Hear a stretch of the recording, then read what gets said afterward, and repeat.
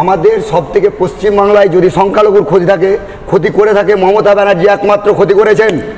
2011 সালে উনি যখন ক্ষমতায় আসেন তখন উনি 2012 সালে উনি বলেছিলেন 10,000 মাদ্রাসা দেব।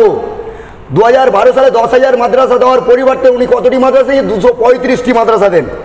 235টি মাদ্রাসা দেন, অনুমোদন দেন।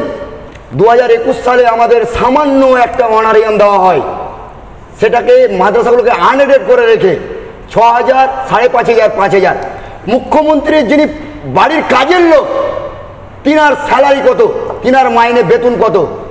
মুখ্যমন্ত্রীকে আমি জবাব চাইছি, বাংলার মানুষ জবাব চাইছে। আজকে শিক্ষিত লোক, আমি বলছি যদি 6,000, 5,000 বেতন হয়, বম পেস্তুল এবং অন্য কিছু অন্য সেই বম পেস্তুল ছাড়া অন্য কিছু আর ধরবে না। আমাদের সামান্য ছাত্রছাত্রীদের মিড ডে মিল দেওয়া হচ্ছে না, আমাদের স্কুলে ছাত্রছাত্রীদের আপনার জুতা পোশাক দেওয়া হচ্ছে না, বিল্ডিং গ্রান্ট হচ্ছে না। আপনি জানেন 100 কোটি টাকা বাজেট, 100 কোটি টাকা বাজেটে বছরে 20 কোটি টাকা খরচ হচ্ছে না। 80 কোটি টাকা যায় কোথায়? ওপর থেকে নিচতলা অবধি সমস্ত কিছু দুর্নীতি।